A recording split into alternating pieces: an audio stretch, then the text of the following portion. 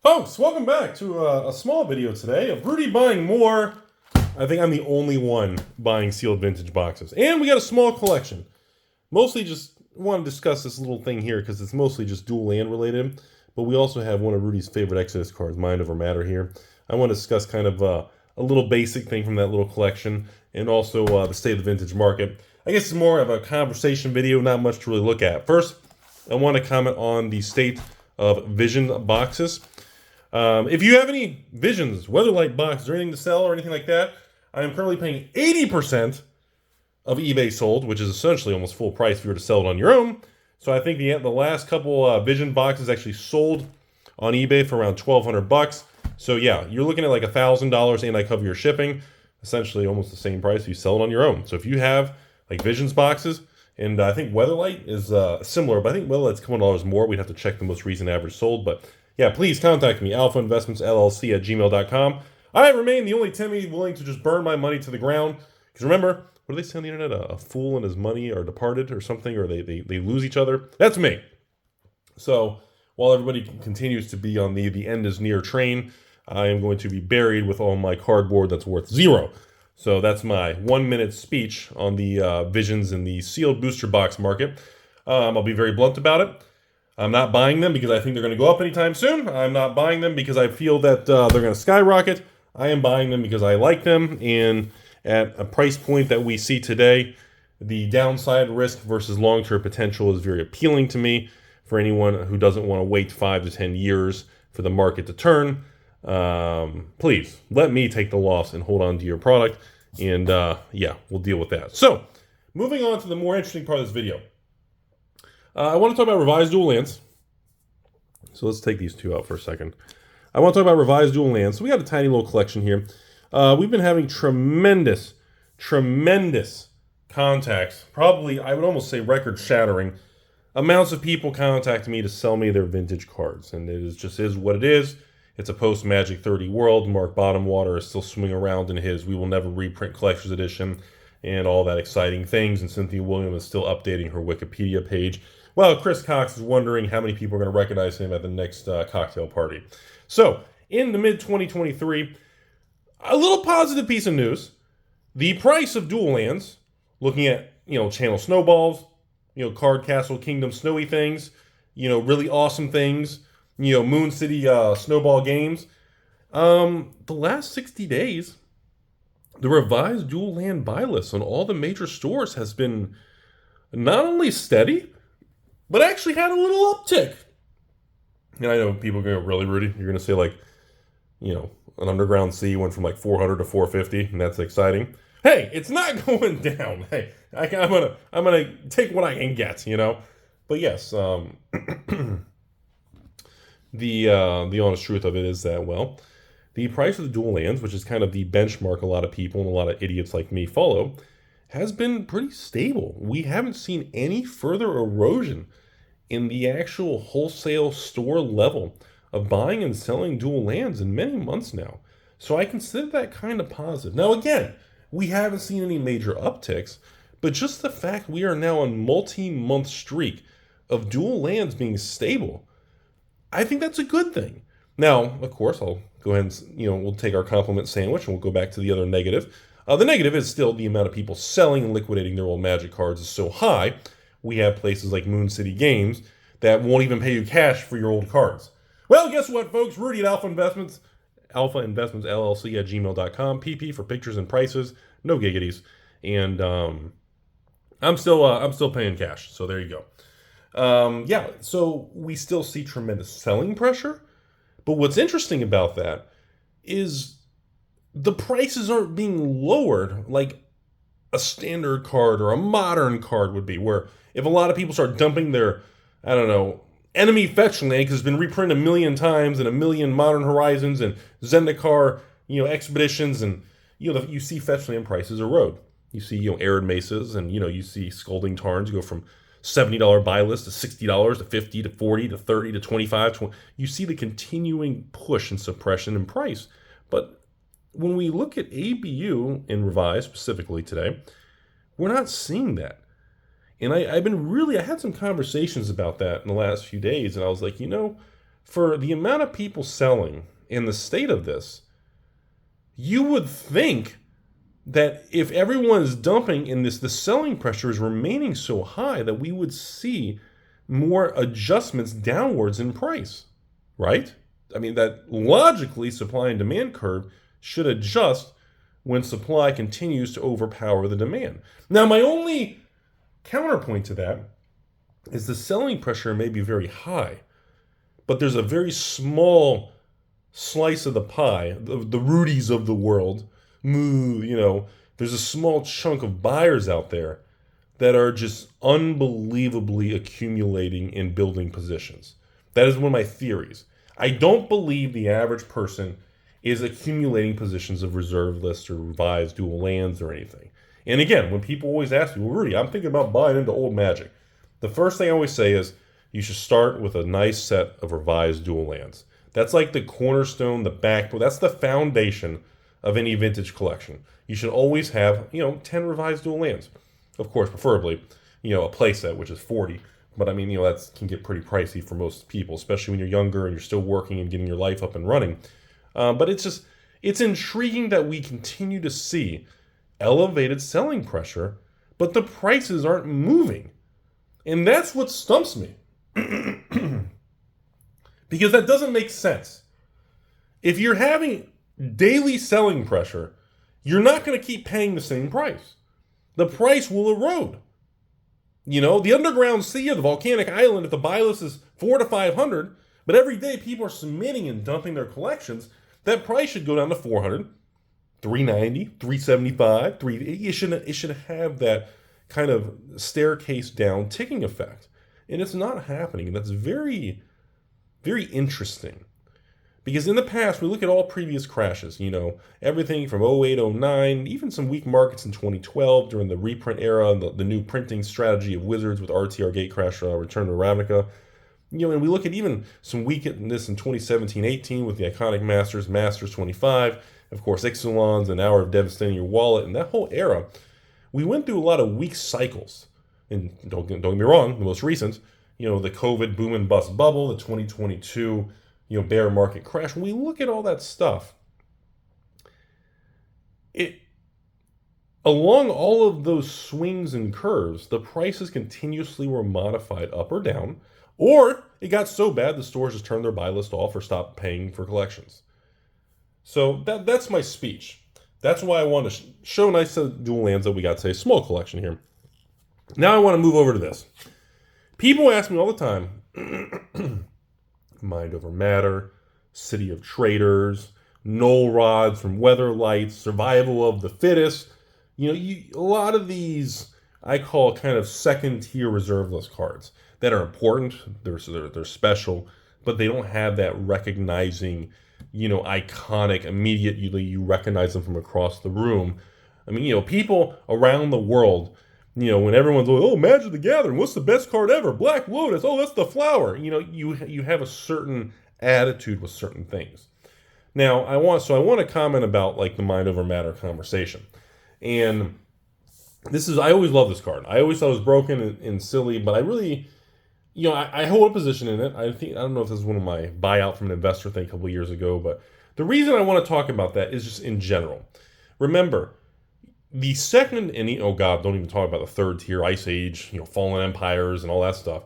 But the second and third tier reserve list cards have absolutely zero legs, zero strength in the market. Now, again, you can continuously pump it or absorb some from the market to try to support it, or, depending on how much capital and access you have to things like that. But you cannot have a sustained, widespread, wide movement of a bull market in second or third tier reserve list cards, or even sealed product, without the fundamental cards making a move. Let me explain that for you all. If these 10 revised dual lands never go up in value, okay, you cannot have Mind Over Matter skyrocket up 500% and become a $400 or $500 card. The natural movements of markets don't work that way.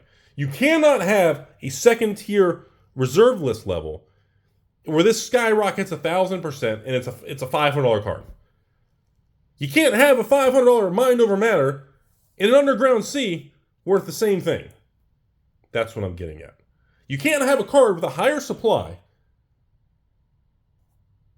a lesser iconic, well-known, whatever, playability, whatever. You can't have the system kind of inverse itself like that. And this was something we had talked about years ago in 2021 when this huge speculation came to the Magic market around Ice Age, Fallen Empires. Oh my God, let's just stick there. And, there were some other smaller, the Dark, some smaller cards people were talking about in Chronicles that weren't even reserve list. There was a lot of weird things, but specifically, there was a huge move in people buying Ice Age reserve list, Fallen Empires reserve list, and I guess I'll say it, Homeland's reserve list. People were going after these bottom feeder, tier 3, $5 reserve list cards, trying to pump them to 50 to 100. And once again, the issue with that is the quantity of supply and the true demand of something like that is going to be nowhere near the level of revised duels or even even a mind over, even a cradle. They don't perform and have the same market perspective. And again, none of the large stores around the country, including myself, adjusted the prices that we would pay for those cards. Therefore, how do I say it? The bigger players in the economy of the secondary market refuse to acknowledge and pay higher prices for that stuff. So let me give you an example. I'm not going to give exact names. I don't want to move the market on some goofy card. So a $5 Ice Age reserve list card that's terrible, and one person loves it. And they buy hundreds of copies, 500 copies over a year period in 2021 with all this free money and government handouts and PPP scams and loans and fraud and all this crap, So, they're trying to buy so much of this $5 card to get it to go to 50 to 100, right? Maybe they try to sell some back and then they sell such profit it pays for the rest, or I don't know, whatever their plan is, or they just want to hold it forever like a Timmy Rudy. I don't know.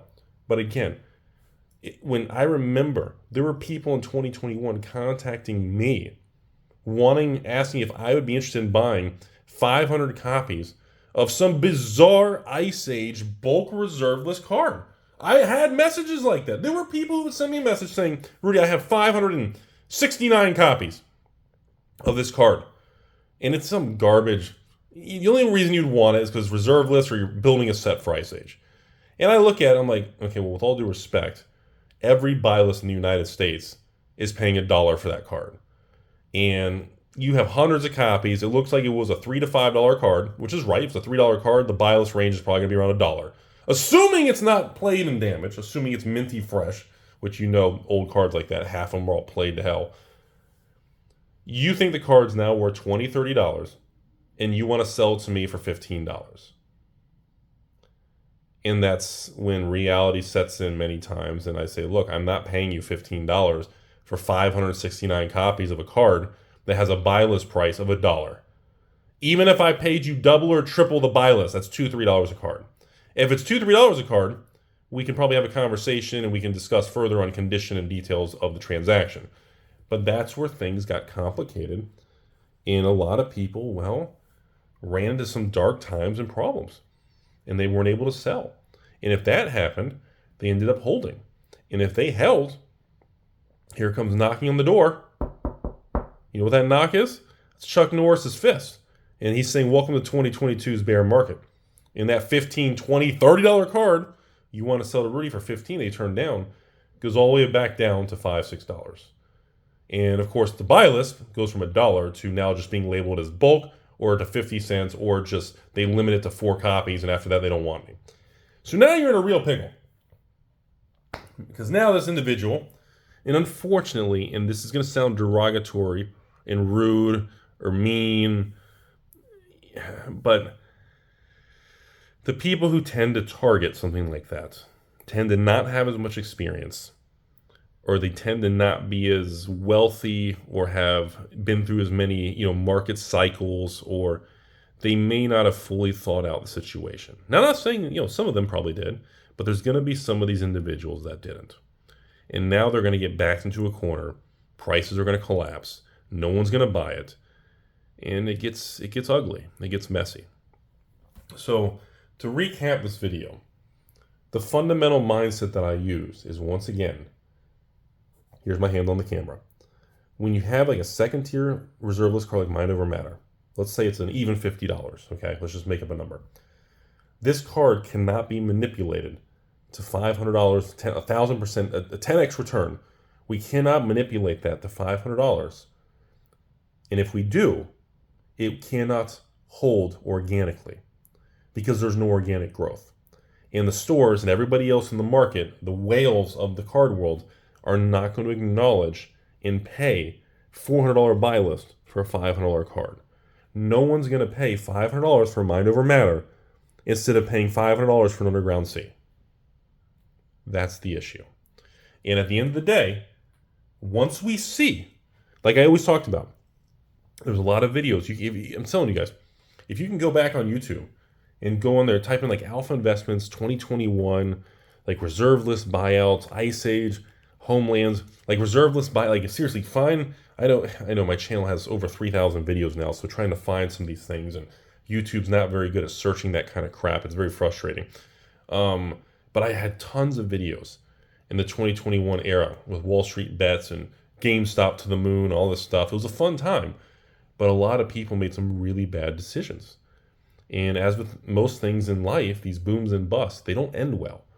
So the people, individuals like myself, have been through a lot of booms and busts. I've been through 3, 4, 5 market cycles. It's easier to stomach weather and make financial decisions when I kind of get a vibe for the overall market. Like right now, the overall vibe is very negative. The amount of people emailing me at AlphainvestmentsLLC@gmail.com with pictures and prices of vintage cards like this is off the chart. There's only been maybe 2 other times in history of 8 years on YouTube that I've had this level of contacts. And one of them was 2020, when the country was shut down and you couldn't sanitize a Black Lotus from the virus. There's been very few times. So that's my speech today, ladies and gentlemen. I hope you learned something, and I hope that helps some of you out there understand the principles, the concepts, the fundamentals. I'm trying to use these big terms to make me sound smart. I hope people can understand kind of the underlying gears of the way the reserve list market works. Now, again, I'm not saying anything negative about second tier or third tier reserve list cards, because they're still beautiful, they're special, I love them just as much as you guys do, but we have to be very honest about the situation in a post-Magic 30 world. It's going to take years for consumer confidence and behavior to change. The negativity and the attitude in a post-Magic 30 world is very brutal. A lot of psychological damage, a lot of mistrust, a lot of actions from Hasbro at the corporate level have done substantial damage. Therefore, we continue to see weak sealed box prices of all years, new and old. We continue to see weak standard prices and modern card prices as the reprints and secret layers go at a fastest pace we've ever seen in Magic history. And we continue to see the old cards just kind of stand there in an empty room looking around saying, does anybody even care about us anymore? And that is where we're at. That is the summer of 2023. And again, I like to say this stuff. I use dates.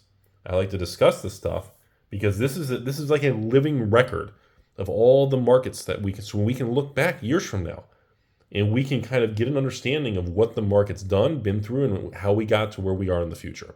That's one of the biggest important things of me using a lot of dates and timestamps and videos. I like to acknowledge and discuss this to build that timeline. That's all I have today, folks. I hope you learned something. Again, as always, I think I have about 6 more collection videos being filmed, and I'm not sure when you guys are going to watch this video. These particular cards and everything, this transaction took place. I think this is a small transaction here. I know the Visions box, I think was May or June. I think this transaction took place around either maybe in May of 2023. So you guys may not even be watching this video till June, July, August. That's where we're at. That is kind of the idea of everything. So it's been very, very fascinating. All right, folks, have a beautiful day out there. And as always, the world's not that bad. Things always find a way to work themselves out. Do not be super negative always. You will miss out on life.